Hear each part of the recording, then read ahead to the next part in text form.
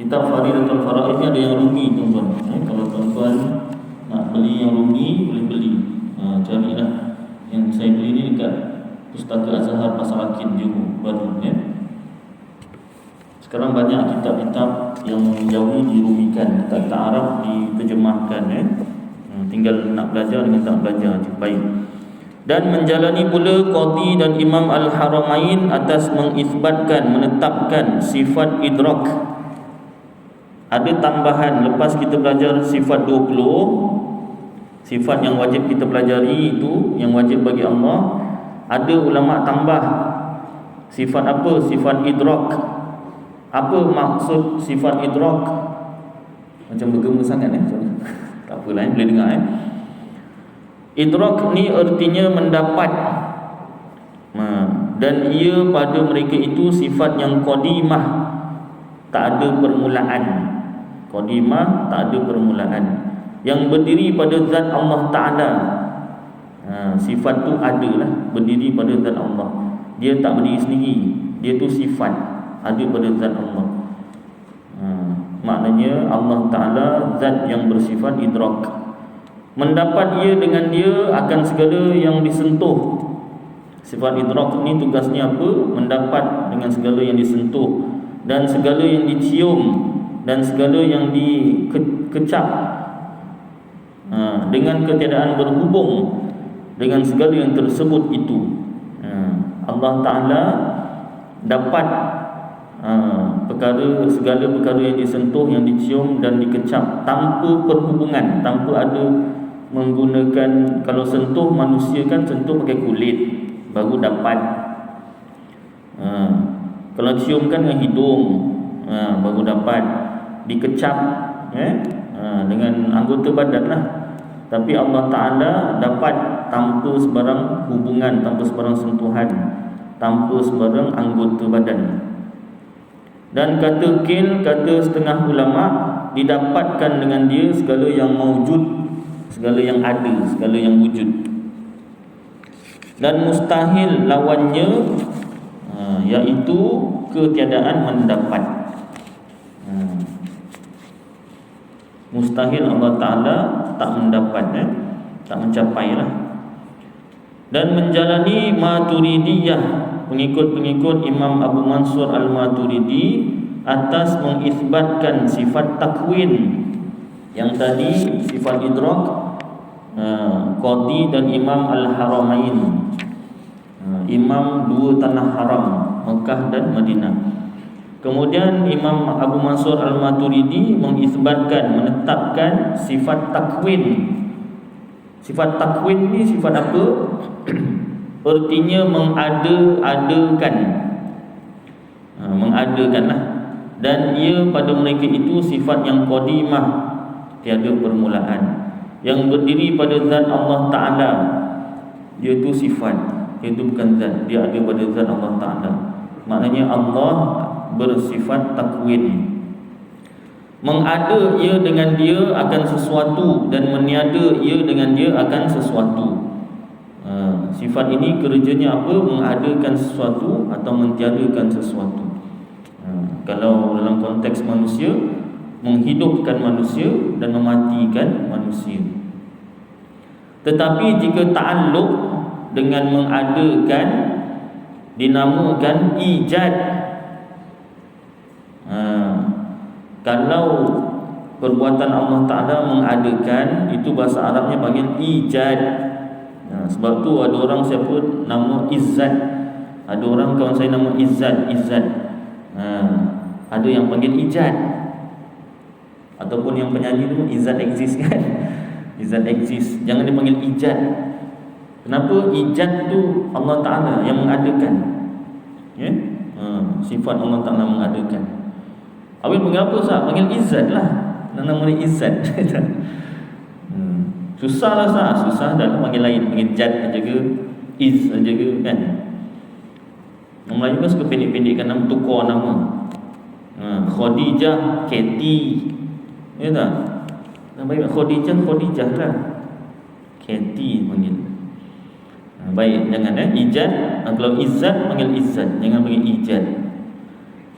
Dan jika ta'alluq dengan meniadakan dinamakan i'dam. Kalau Allah Ta'ala meniadakan sesuatu, itu dipanggil i'dam. Dan jika ta'alluq dengan menghidupkan dinamakan ihya, menghidupkan. Dan jika ta'alluq dengan merezekikan, beri rezeki, dinamakan razik ke rizkun, rizku, rizkun, rizkun, rizku. Baik, kalau razik memberi rezeki lah, rizkun. Demikianlah engkau kias, dan yang lain-lain lagi. Dan menafikan sifat takwin ini oleh Asy'ariyah, Imam Abu Hasan Al-Asy'ari kata tak perlu ada sifat takwin ni.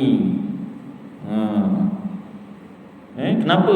Dan menjadi mereka itu akan segala yang tersebut itu beberapa ta'alluq tanjizi hadis bagi kudrat. Sebab dah ada dalam sifat kudrat, sifat kuasa. Tak perlu diadakan lagi sifat yang lain, sifat takwin. Dan mustahil lawannya, iaitu ketiadaan mengada-adanya. Tapi diterima juga, kita terima juga sifat takwin dan juga sifat idrak. Kenapa? Sebab itu sebahagian daripada sifat-sifat kesempurnaan. Patah balik pada awal pelajaran tauhid, Allah Ta'ala wajib bersifat dengan segala sifat kesempurnaan dan mustahil bersifat dengan segala sifat kekurangan. Baik, sambung. Dan atas mengisbatkan, menetapkan sifat idrak dan sifat takwin, berkata setengah muhakkikin yang mutaakhirin, ulama-ulama yang kemudian, bermula yang terlebih hampir ditambahkan pula pada sifat maknawiyah akan dua sifat. Apa dia? Pertama, kaunuhu ta'ala mudrikan. Kaunuhu ta'ala mudrikan. Yang Rumi ni tuan-tuan, bagusnya dia ada baris sekali. Macam saya tak pandai baris, takut tersalah, boleh tengok rujuk. Yang Jawi dia tak tuliskan baris, maknanya dia suruh belajar bahasa Arab, kau bariskan sendiri. Suruh belajar bahasa Arab. Kawan saya baru hantar kat WhatsApp tuan-tuan, orang Cina, budak Cina, remaja, umur dalam belasan tahun ke 20-an gitu, cakap bahasa Arab fasih. Mula-mula dengar, orang Arab, budak perempuan Arab ni rasa ni. Kita tengok, apa mata sepet tu? Rupanya Cina. Memang daripada negara China.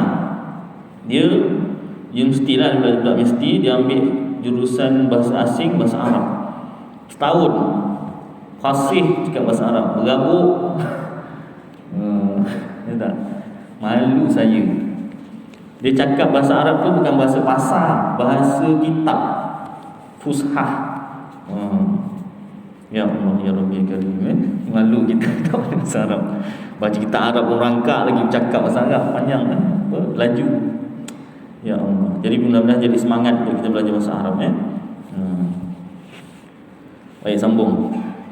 Sebenarnya bahasa Melayu dah banyak, bahasa perkataan-perkataannya bahasa Arab. Saya dulu kat UKM ambil ijazah. Saya punya tesis tu, saya punya latihan ilmiah, saya buat kitab Risalah Tauhid Selagama Johor. Kitab Risalah Tauhid Selagama Johor, daripada perkataan pertama sampai perkataan terakhir tu saya kaji dari segi bahasa. Perkataan-perkataan 90% perkataan dalam kitab Risalah Tauhid tu ambilan daripada bahasa Arab. Dia kitab Melayu, kitab Risalah Tauhid tu Selagama Johor, yang pernah belajar dulu kan. 90% perkataan bahasa Melayu tu ambilan daripada bahasa Arab, dah jadi bahasa Melayu. Cuma susunan ayatnya tu masih ikut susunan Arab sikit-sikit. Tapi perkataannya dah banyak perkataan Melayu. Baik, sambung. Kan ada cerita, teringat cerita orang pergi Mekah, pergi buat haji, tersesat. Biasa cerita tersesat ni biasa. Yang sesat 3 hari 3 malam ada. Yang kawan saya tersesat. Rupa-rupanya dia pergi dengan guru saya lah. Guru saya buat rombongan, jadi dia pergi. Ada dalam hati dia ada sikit tercakap dalam hati. Guru saya dah banyak kali pergi haji, jadi tunjuk ni babul apa, ni pintu apa, ni pintu apa, ni pintu apa. Jadi dalam hati kecil dia tu ada sikit tercakap. Lah ustaz ni macam lah kita tak tahu. Tahu lah tu tulis. Tak payah cakap. Sikit dia tak cakap dulu. Ada hati dia ada sikit cakap macam tu. Ya Allah, takdir Allah. 3 hari 3 malam tak jumpa jalan balik. Bukan jalan balik Malaysia, jalan balik kemah kawan-kawan Malaysia. Tak jumpa. Telefon, ni kawan-kawan dekat Malaysia ni tolonglah bacakan Yasin apa semua, doa selamat ni. Kawan kita ni hilang ni, sesat. Yang guru saya pun tak jumpa dia, yang dia pun tak jumpa. Tak apa, tak tahu, tapi hidup lah. Hidup lagi, alhamdulillah lah, syukur. Hidup lagi. Jadi betul-betul 3 hari 3 malam jumpa. Dah jumpa. Jadi jumpa, akhirnya dia sendiri yang cakap lah, ustaz, saya nak minta maaf. Sebenarnya yang sebenar-benarnya lah hati kecil saya dia ada cakap macam tu. Kantoi lah, minta maaf. Pasal apa minta maaf? Takut kan apa nama ni, orang Jawa kata kualat lagi kan. Macam mana kan? Baik aku beritahu minta maaf awal. Baik, jadi ada cerita lain pula yang orang tersesat dekat Tanah Mekah, tak pandai cakap Arab. Bahasa Inggeris macam nak cakap bahasa Inggeris ni tak. Tanah Arab. Can you show me the way to macam mana? Ini tanah Arab apa Mekah. Tak pandai bahasa Arab. Jadi dia teringat masa baca Fatihah kan ada ihdinas siratal mustaqim. Dia tahu maknanya, adalah belajar maknanya sikit Fatihah tu, ihdinas siratal mustaqim, tunjukkanlah kami jalan yang lurus. Jadi dia pun jumpa orang Arab, ihdinas siratal mustaqim. Orang tengok, ada tanda Malaysia. Ada. Cik baik. Bandai cakap Arab sikit. Sebab bahasa Melayu ni dengan bahasa Arab, kita banyak perkataan Arab kita ambil sebenarnya, cuma tak sedar je lah. Baik, sambung boleh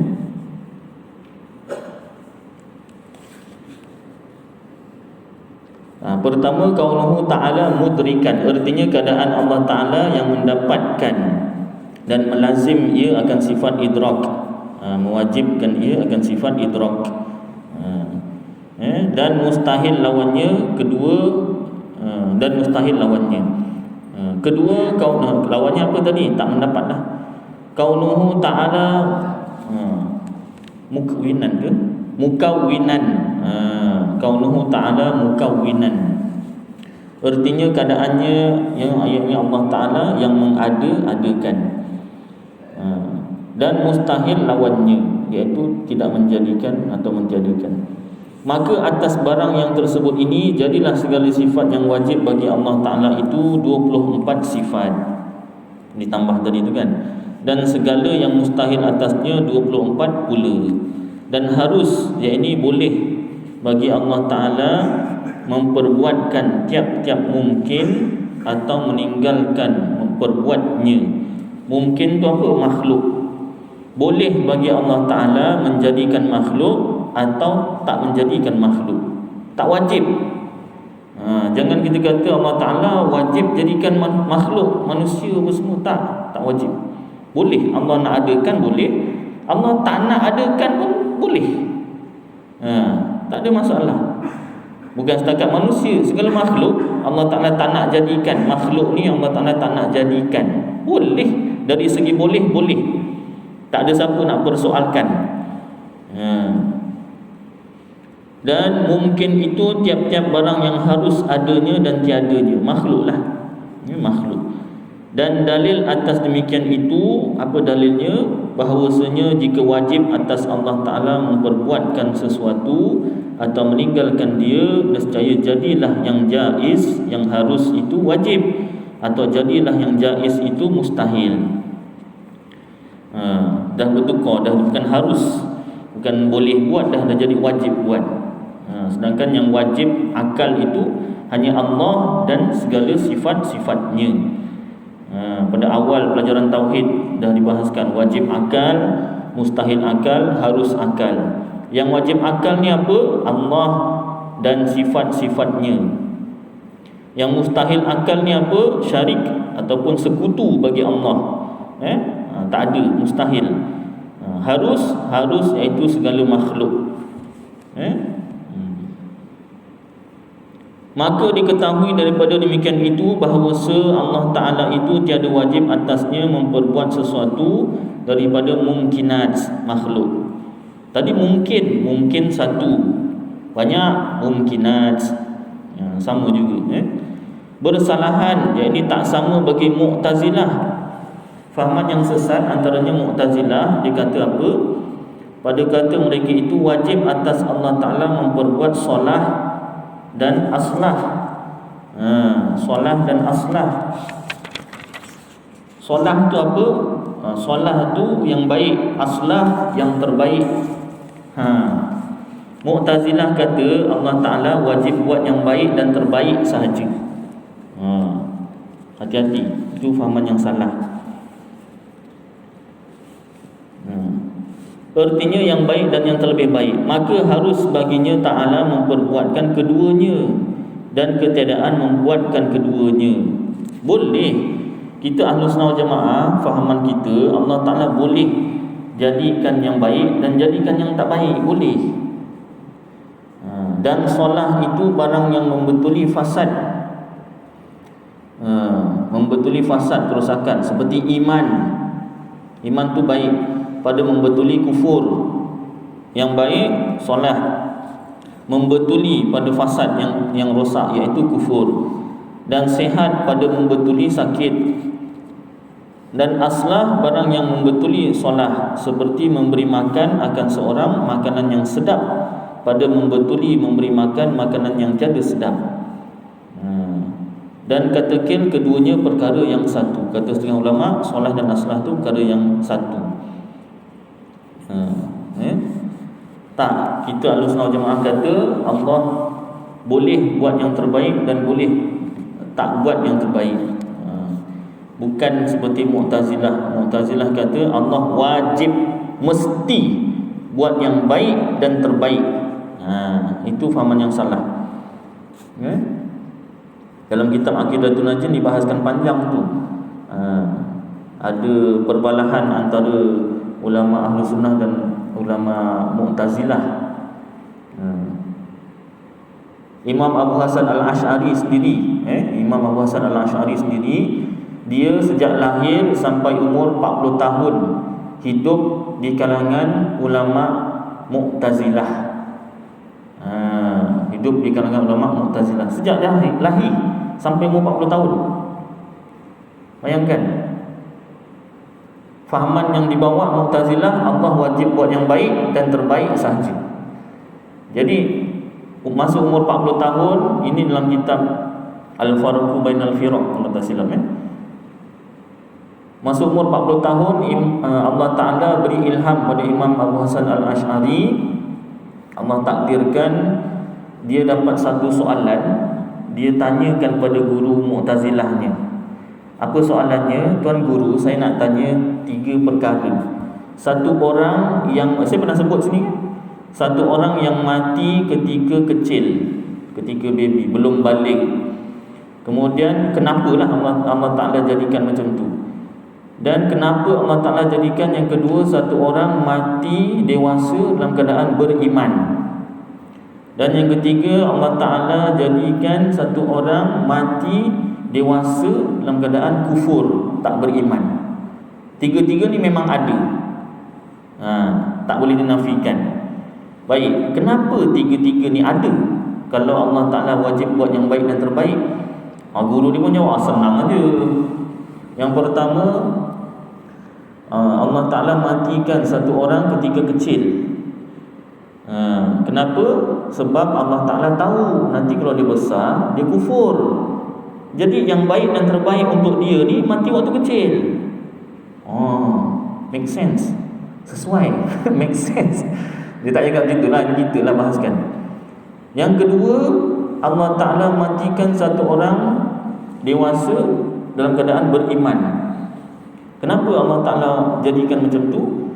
Oh, senang saja sebab Allah Ta'ala tahu dia waktu kecil sampai besar memang dia beriman. Jadi Allah matikan dia ketika besar, ketika beriman. Habis yang ketiga, kenapa ada yang Allah Ta'ala matikan dalam keadaan dewasa kufur? Takkan Allah Ta'ala tak tahu masa dah besar nanti dia nak kufur? Kenapa Allah tak matikan dia waktu kecil je?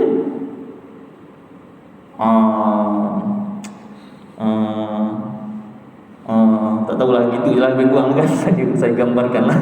Tak dapat jawab lah maknanya, krik gitulah, tak dapat jawab. Maka Ustaz daripada itulah Imam Abu Hasan Al-Asy'ari kata, aku berlepas diri daripada fahaman Mu'tazilah, fahaman ni lah. Jadi dia pergi ke mimbar, dia taubat tauhid tu, taubat tauhid.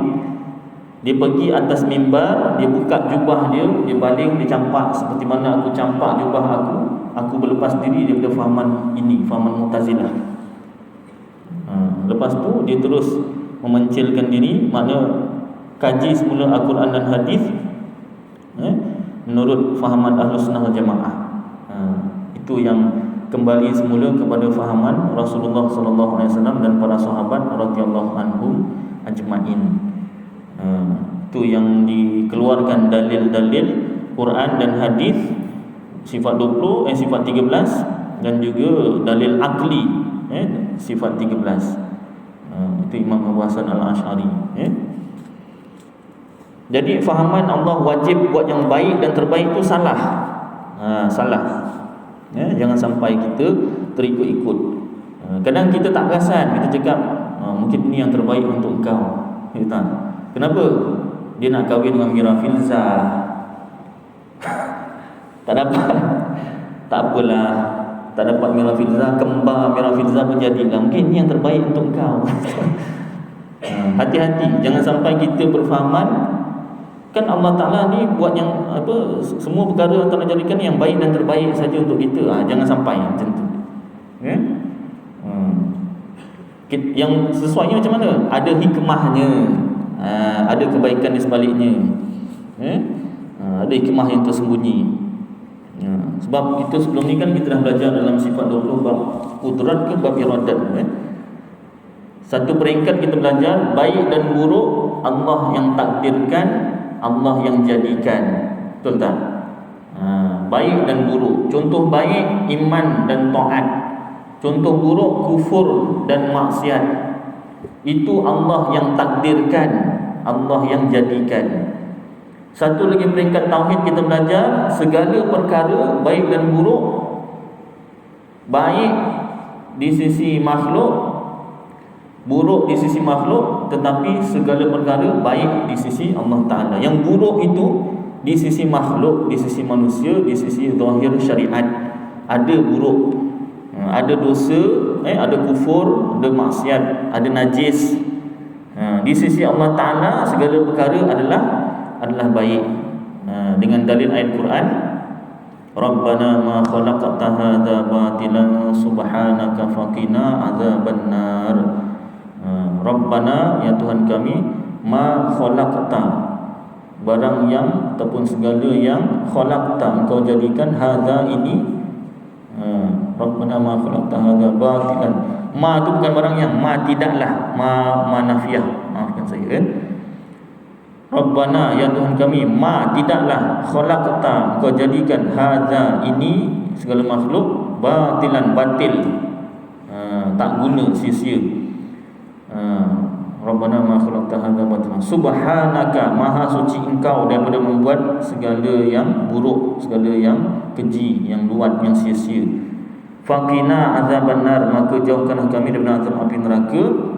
Kerana ada yang berfahaman Allah Ta'ala ada buat yang keji-keji, yang buruk-buruk di sisi Allah Ta'ala. Jadi peringkat tauhid yang seterusnya kita belajar segala perkara baik dan buruk itu pun sebenarnya baik di sisi Allah Ta'ala. Itu ada.